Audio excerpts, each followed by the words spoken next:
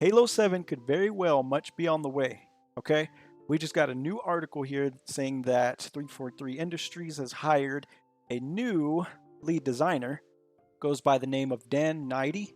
I don't want to pronounce that wrong, but that's just how I'm going to say it. Dan Knighty has joined 343 Industries, as the lead designer for the next Halo game. Okay, it hasn't been announced yet when it's coming or even a name for it, but its placeholder is Halo 7 because it's the seventh in the series. If you're wondering where Knighty came from, he basically spent 10 years as a gameplay designer at Bungie and worked on some stuff at Creative Assembly. So this guy has some experience, and you know, with him being with Bungie, he kind of is familiar with the Halo universe. And Microsoft hasn't officially announced Halo 7, but ever since this news dropped, there's kind of this rumor going around here that, you know, the next entry is coming soon, or what we hope. Another big piece of details here is that the next Halo game is supposedly going to be built using the Unreal Engine, which, if you know, that is a very demanding, a very, you know, visually pleasing engine. Games look great on it, at least those that are out already. Yeah, I thought this was an interesting piece of news here. How do you guys feel about Halo 7? So I'm really hoping to see a new Halo installment here soon. I still believe that we're very far off from a new Halo game. I'm thinking at least 3 to 4 years. But this is some, you know, some cool news. Maybe you can start hoping for Halo much sooner. You guys hear that thunder? It's thundering outside, so if you hear a big boom, that's what it is. Alright, do you remember that old game called Crazy Taxi? Well, they're coming out with a new one, but it's going to be focused around MMO elements, which is absolutely insane. I don't know how it's going to turn out, but it kind of sounds fun. If you don't know, in Crazy Taxi, you basically pick up passengers, you take them to their destination as quick as you can.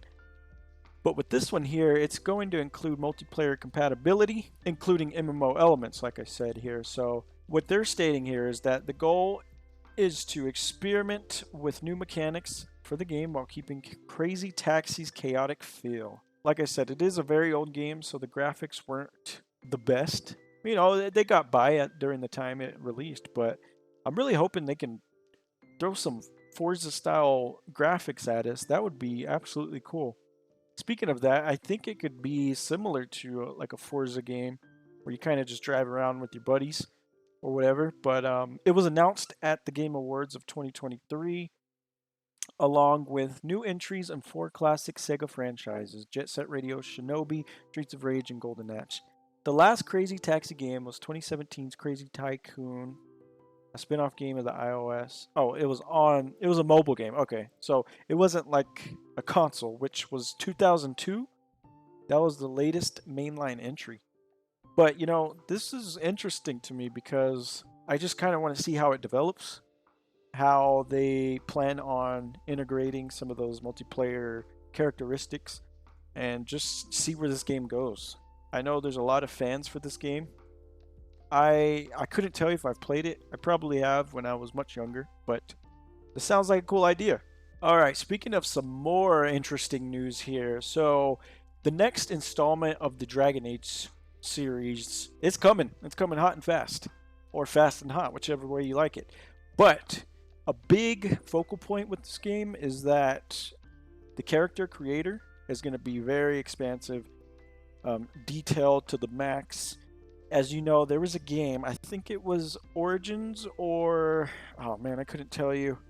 I read it earlier, but basically when you would create your character and the creator, they didn't come out looking how you made them once you started the game. So people were disappointed. They had to make a new character and get the right look that they wanted. So this one is going to be much better from the sounds of it.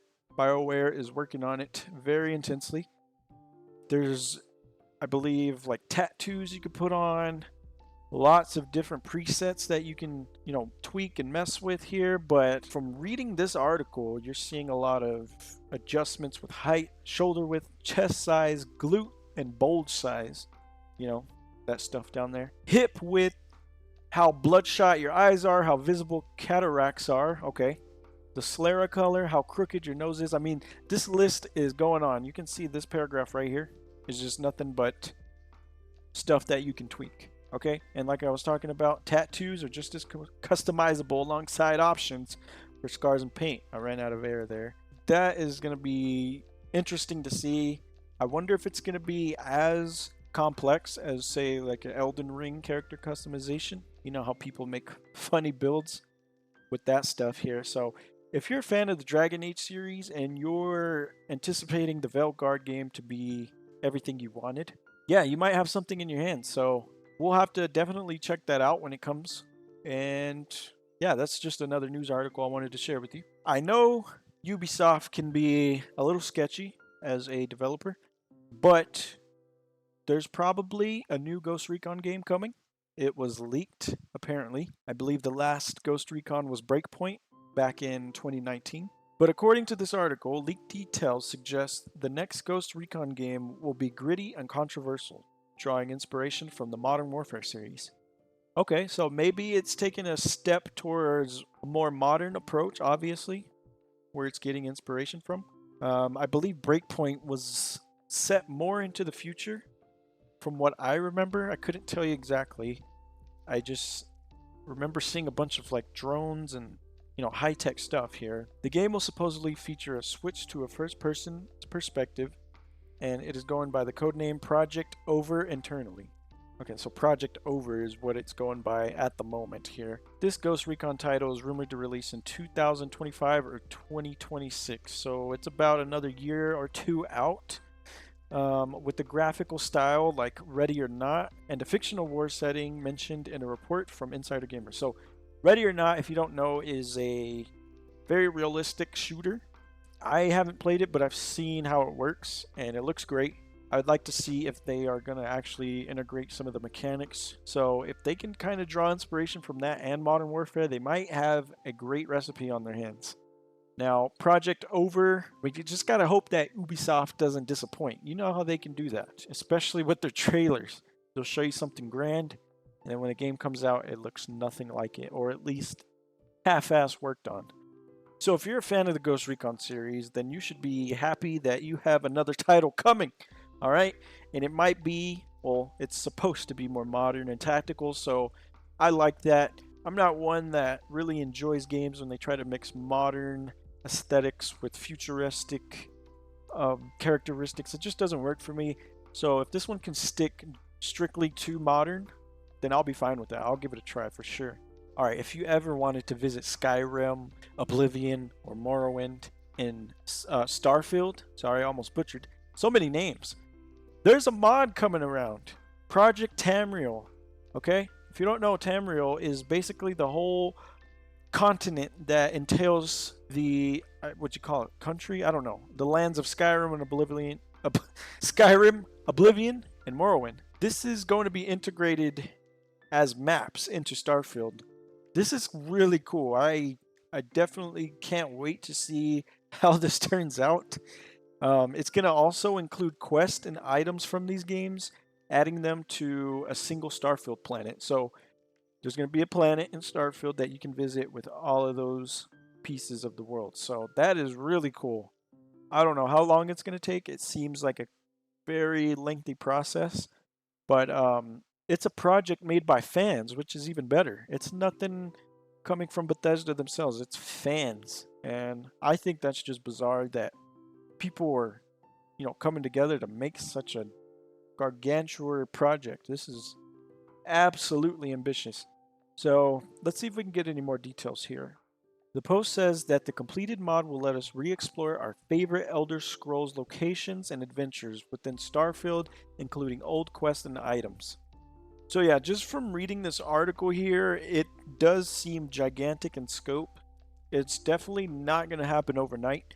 I expect it to come maybe next year, so who knows? It could be longer, but this is pretty cool. If you're still playing Starfield and you're getting a little bored with its antics and, I don't know, gameplay, I guess, this could be something to refresh your mind and let you revisit some old nostalgic locations and items even. So I just want to congratulate the fans for making this game even better. It's going to be better. And yeah, I will definitely check it out if it allows me to.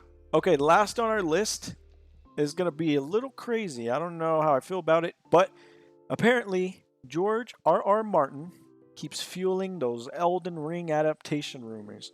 Yes, I just read that straight off the screen, but basically what this is saying is there could possibly be a TV adaptation for Elden Ring. It could be a TV series, a movie.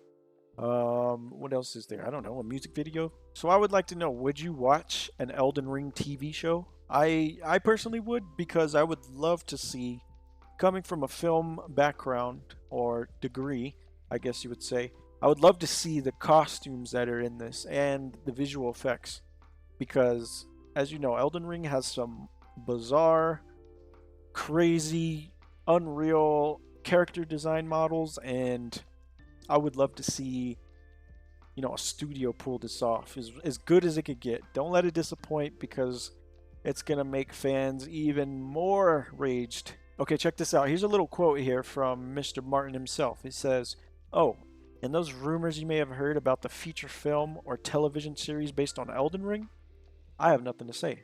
Not a word. Nope, not a thing. I know nothing. You never heard a peep from me. Mum. What rumor?" I want to say there's about I don't know, 40% chance that this would happen. I just don't see a TV show coming from a game like this. I understand the other adaptations such as Fallout, The Last of Us. Those are picking up traction, and they were actually really good. But for Elden Ring, I don't know.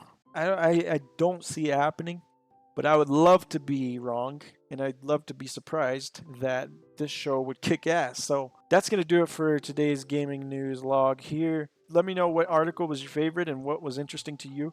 We'll probably be back with some more news in the next week or so. But thanks for watching, everyone.